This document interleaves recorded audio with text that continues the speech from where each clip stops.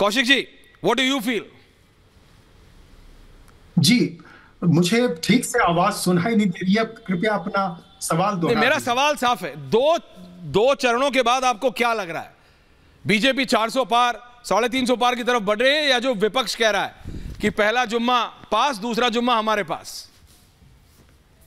देखिए, अभी तो हम कुछ नहीं कह सकते, क्योंकि मतदाताओं ने किस तरह से अपना निर्णय दिया है ये तो हमें 1 जून को पता चलेगा।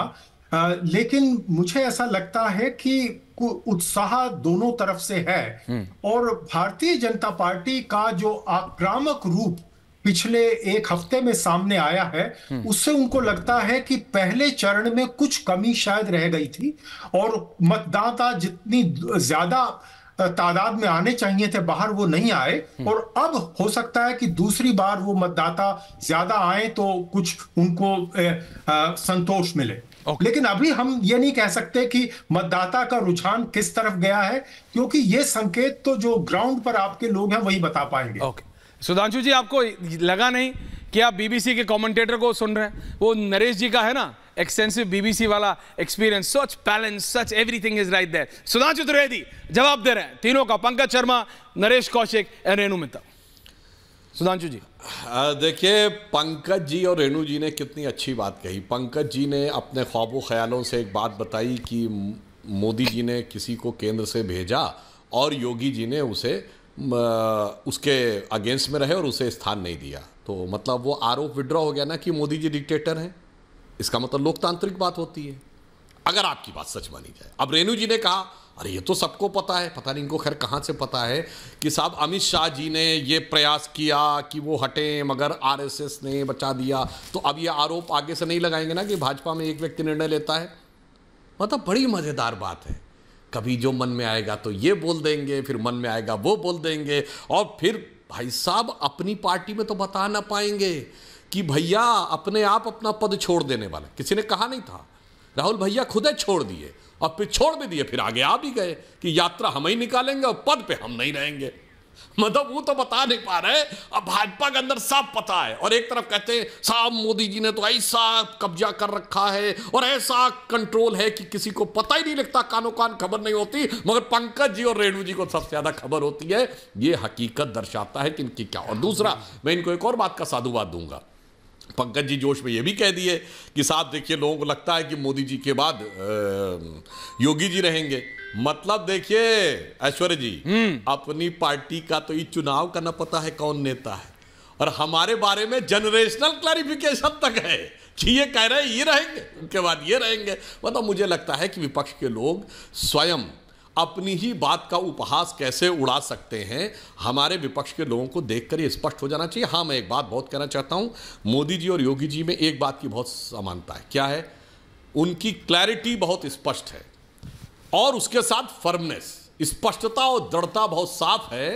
ये कांग्रेस की तरह नहीं कि मैं इधर जाऊं या उधर जाऊं, बड़ी मुश्किल में मैं हूं, किधर जाऊं, कि 2019 में मैं जनेऊधारी ब्राह्मण था, दत्तात्रेय गोत्र का था, पुष्कर से बाहर निकलते हुए मैंने बताया था, अब अचानक मैंने स्कर्ट वो शर्ट पहननी शुरू कर दी है, और अब मैंने तेवर में बोलना शुरू किया है कि अब मुझे वो जातिगत सर्वे चाहिए और अब मुझे वो एक्सरे चाहिए। मगर सुनिए, और कहते एक्सरे के बाद हम बड़ा क्रांतिकारी कदम उठाएंगे। और ऐश्वर्य जी, इनके गुरु जी ने जो 7 समंदर पार से बैठे हुए थे, वो क्रांति की सारी भ्रांति समाप्त कर दी। और ऐसी उन्होंने विरासत टैक्स की बात कही सैम पित्रोदा ने, जो क्रांति की भ्रांति तो समाप्त हो गई और कांग्रेस के अंदर की सारी शांति भी समाप्त हो गई। मुझे लगता है कि बजाय हमारे यहां टिप्पणी करने पे, हाँ एक बात मैं दो कॉमन जरूर कहता हूं, अगर उतनी ही दृढ़ता के साथ मोदी जी काम करते हैं, कर्मठता के साथ, उतनी कर्मठता के साथ अमित शाह जी काम करते हैं, उतनी ही दृढ़ता के साथ मुख्यमंत्री के रूप में योगी जी भी काम करते हैं। ये भाजपा के अंदर काम करने का कल्चर देखिए, मेहनत देखिए, न छुट्टी वो लेते न छुट्टी वो लेते हैं। विदेश में जाकर छुट्टी लेना तो अलग, ये नहीं कि गए घूम घाम के आ गए और जाके विदेश में आए बाएं साएं 4 बातें बोल के आ गए भारत के बारे में, और कह क्या democracy is finished. Rahul Gandhi यही बोले थे ना, एवरी इंस्टीट्यूशन इज फिनिश्ड। उनसे पूछा गया आप जुडिशरी के बारे में करें, yes I am talking about judiciary, और उसी जुडिशरी ने उनकी सदस्यता बहाल कर दी। आपके हिसाब से उसी ने इलेक्टोरल बॉन्ड के खिलाफ जजमेंट दे दिया और आज ही जुडिशरी ने कह दिया कि ईवीएम को लेके अब अंट शंट बोलना बंद कर दीजिए। तो मैं भी कहना चाहूँगा अपनी सुविधा के अनुसार भारतीय लोकतंत्र और भारतीय जनता पार्टी की अंदरूनी बाहरी बातों का मजाक उड़ाना बंद करिए और गंभीरता से विचार करिए कि गलती कहाँ से हो रही है। 138 साल पुरानी पार्टी 2 बार लोकसभा में नेता प्रतिपक्ष होने लायक बहुमत नहीं जुटा पाई है। इस पर गंभीरता से विचार करिए, बजाय कि ये जो लेफ्ट के एजेंडा। सुनिए ऐश्वर्य जी, एक लाइन और बोल दूं जी, ये आचार्य मैं आ रहा हूं, राजेश जी कार्यक्रम में कांग्रेस के एकमात्र धर्माचार्य थे। उन्होंने एक टीवी डिबेट में बड़ी मजेदार बात बोली थी।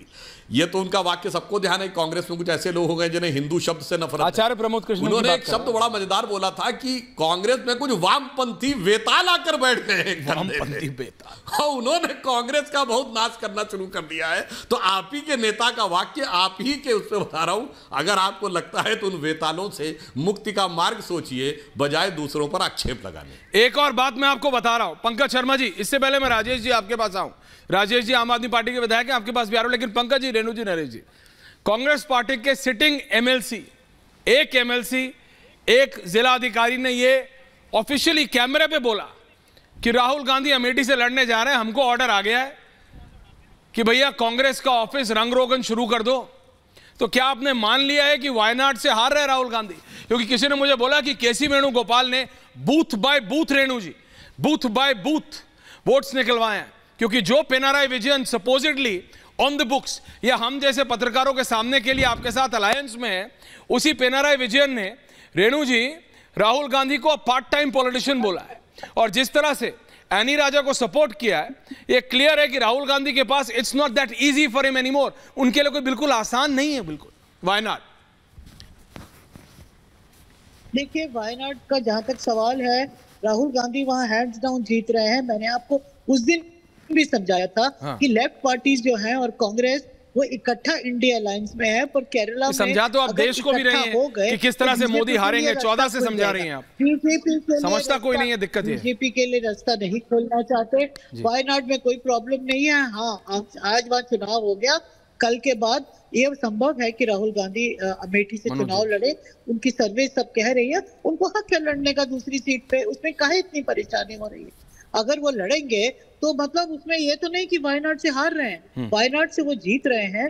और एनी राजा को बहुत ज्यादा वोट मिला है, सपोर्ट मिला है, तो ये कोई ऐसा प्रॉब्लम का बात नहीं है वहां पर। और अमेठी और रायबरेली दोनों का डिसीजन होना है और अगले 2-3 दिन में हो जाएगा, क्योंकि वहां नॉमिनेशन ही कल से शुरू हो रहा है। इसलिए इलेक्शन कमीशन को थोड़ा और अलर्ट होके ये जो कोइंसिडेंस हुआ है, इसको शायद नहीं होने देना चाहिए था। मैं नरेश